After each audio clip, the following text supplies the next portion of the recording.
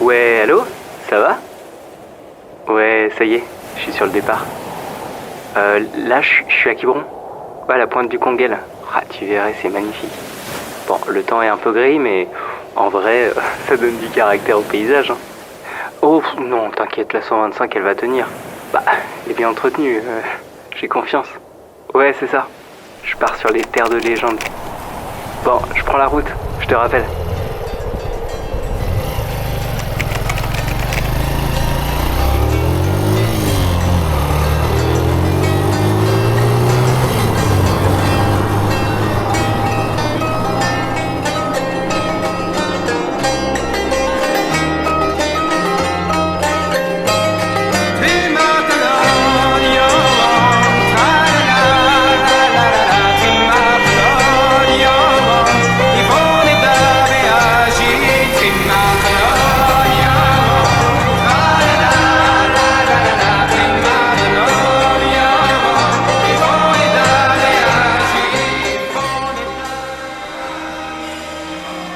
Après une petite heure de route, je croise une boulangerie ouverte. Je fais le plein, autant pour moi que pour elle.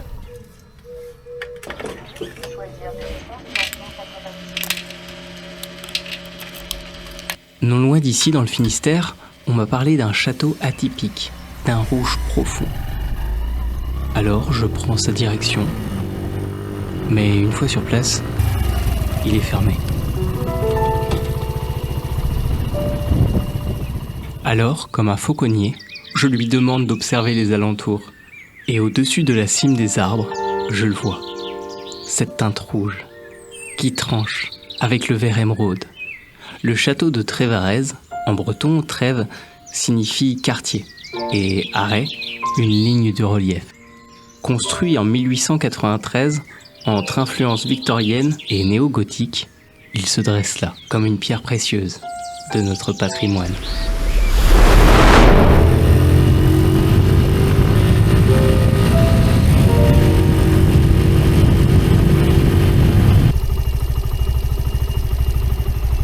Quelques minutes plus tard, la route me mène jusqu'à Châteauneuf-du-Fou. Là, une église se dresse, au centre du bourg, dédiée à Saint-Julien, protecteur oublié de ceux qui prennent la route. Une église aux lignes néo-gothiques, reconstruite en 1878.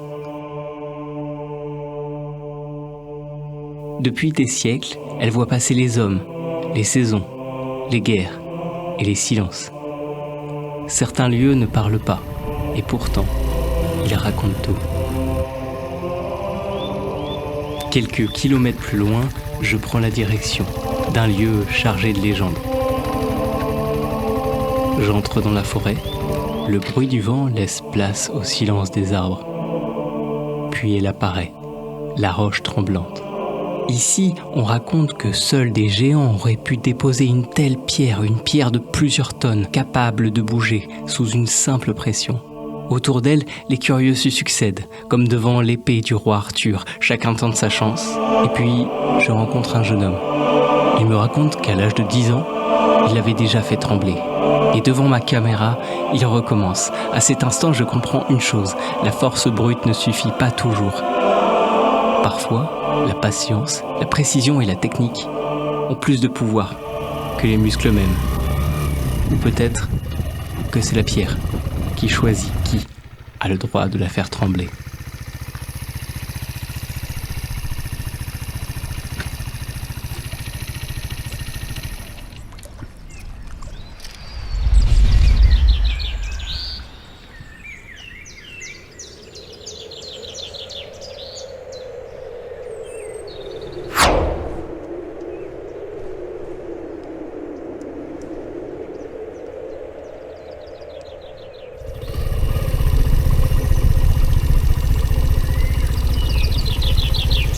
En fin de journée, la route me mène jusqu'au lac de Brennilis.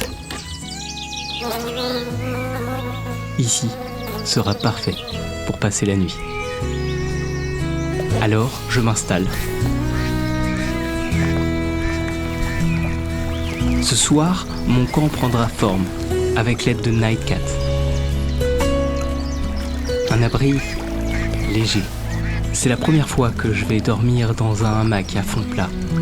Et puis, dormir en hauteur empêchera peut-être les corrigans de venir m'embêter cette nuit. Voyager en solitaire, ce n'est pas être seul contre le monde. C'est avancer à son rythme, choisir sa route, s'arrêter quand un lieu nous appelle, repartir quand le cœur en a envie. Dans le silence, on entend mieux ses pensées. Et loin du bruit, on se rapproche parfois de l'essentiel. Depuis que je suis sur cette planète, j'ai voyagé à pied, en voiture, en camping-car. Mais c'est la première fois que je bivouaque la moto. Même si ce n'est qu'une 125, même si elle ne dépasse pas les 110 km/h, la sensation de liberté, elle, est bien réelle. Partir et voyager n'a jamais été une question de compte en banque ou de véhicule. C'est oser prendre la route, sans savoir où elle mène. Je crois qu'on oublie trop souvent que le monde autour de nous attend encore d'être exploré.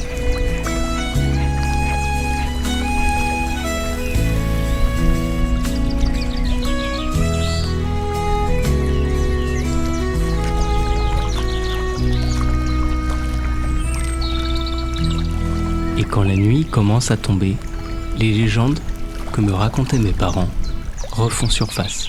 Ici même, dans les monts d'Arrée, le nom de l'Ankou revient encore. En Bretagne, on raconte qu'il est le serviteur de la mort, celui qui parcourt les chemins lorsque l'heure est venue. Et quand le grincement de sa charrette atteint vos oreilles, c'est que la fin n'est plus très loin. Autant dire que j'espère passer une nuit silencieuse, perché dans mon hamac.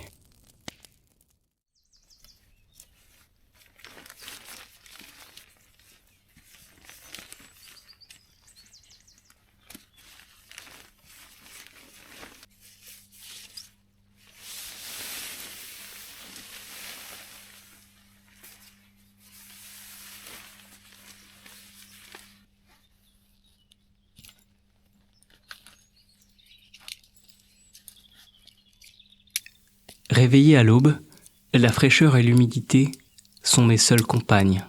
En quelques minutes, le camp disparaît, comme si la nuit n'avait jamais existé. Je reprends la route, direction le mont Saint-Michel de Brasparts. Ici, au cœur des monts d'Arrée, ce sommet domine les Landes depuis des siècles. Au sommet, une chapelle dédiée à Saint-Michel veille sur ces terres. Reconstruite au XVIIe siècle, sur des fondations plus anciennes, elle perpétue une tradition bien connue, bâtir des sanctuaires sur les hauteurs. Des lieux entre ciel et terre, des lieux de passage.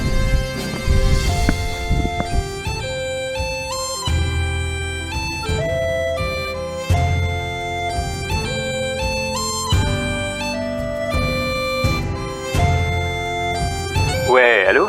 Non, je suis pas mort. Bah, non, je suis au Mont Saint-Michel de Brasparts, là. Ah, la vue, elle est folle. Ah, et aujourd'hui, il y a du soleil. Tu vois, la Bretagne m'étonnera toujours. Et la 125? Mais elle aussi, elle est vivante. Bah oui, elle est toujours en vie. Tu sais, c'est Jean-Marie de Motothérapie qui s'en occupe.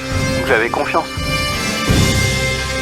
Et n'empêche, une petite moto comme ça, comme quoi on n'a pas besoin de grand-chose pour partir loin. Hein. Bon, bah, je te raconte tout ça quand je rentre.